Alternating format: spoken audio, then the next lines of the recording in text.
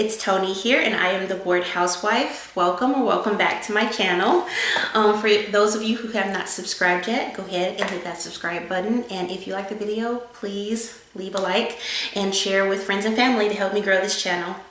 But anyway, if you guys see the title, I'm very excited today because one of my favorite YouTubers that I watched, I think all of his videos when I first started thinking about getting locks, was Kris McDred, and he emailed me.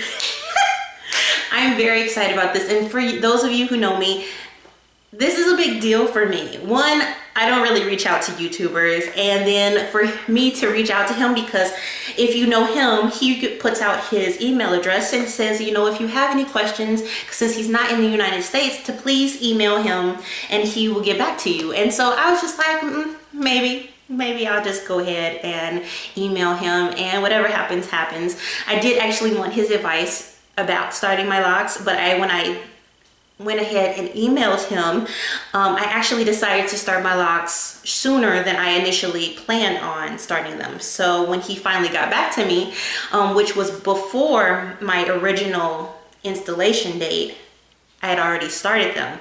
And it was short, sweet, simple, to the point, but it just means a lot that he took his time to email, you know, a nobody.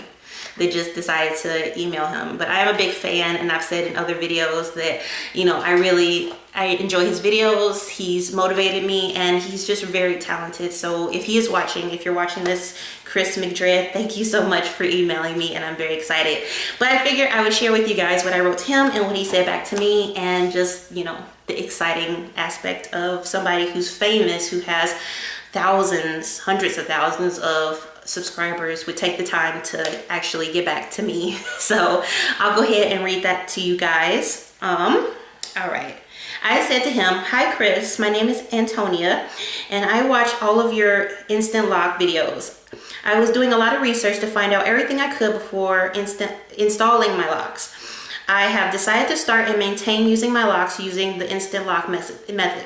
Well, I will say I did consider it. I thought that maybe that would be a good alternative than starting from scratch and then putting in all the hard work, honestly. But I decided against it and to just go about it the original way that I planned on it, and doing the 2-strand twist, going through all of the steps from start to finish. That way I can give you guys more of an actual journey versus, you know, just starting with already formed locks.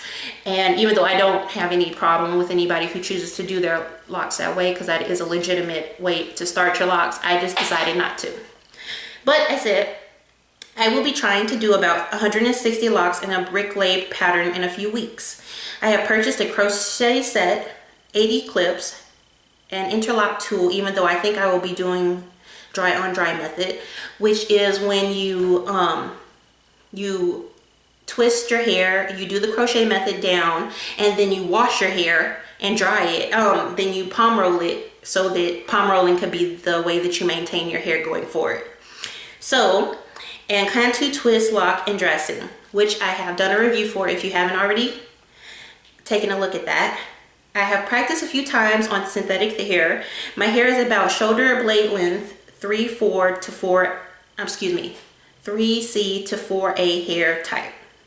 I noticed that on my practice lock, I have many flyaways, fuzzies. Any recommendation on how to limit this? It could be the synthetic hair causing this, but I want to make sure that I'm doing everything properly the first time. How big should the sections be to achieve 160 locks? I want to maintain as much length as possible.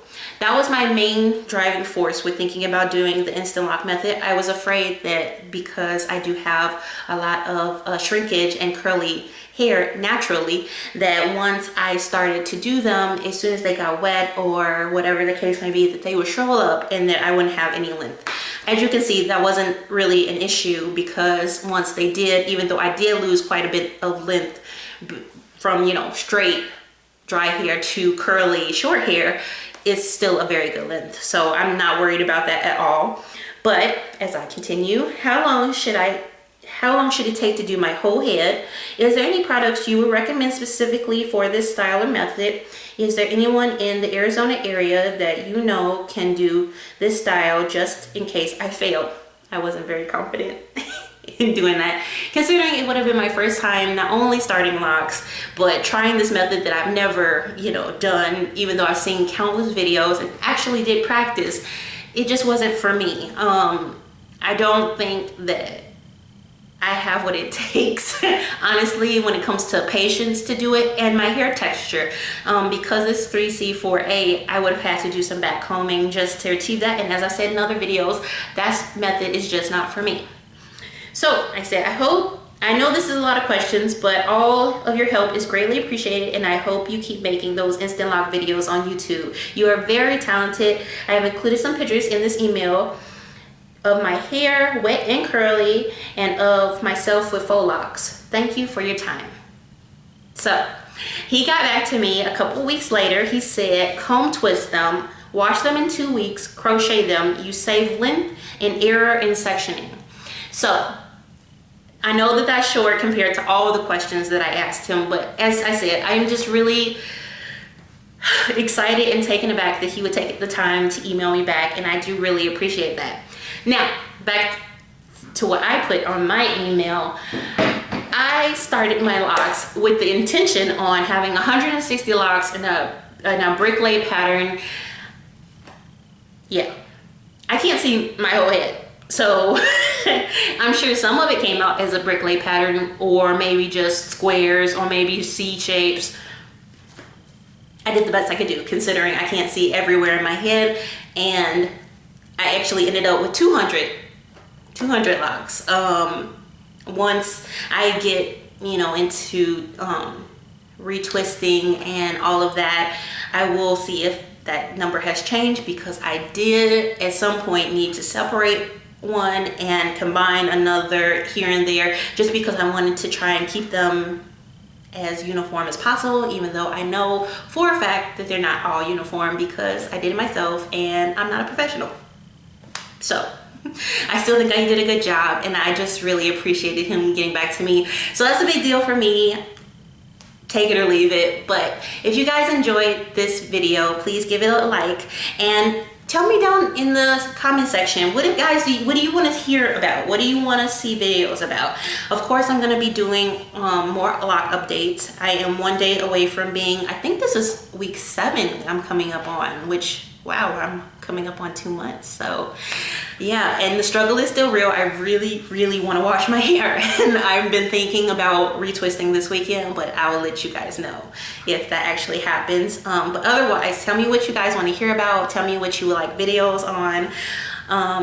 Yeah, but thanks for listening. Thanks for your time, and yeah, bye guys.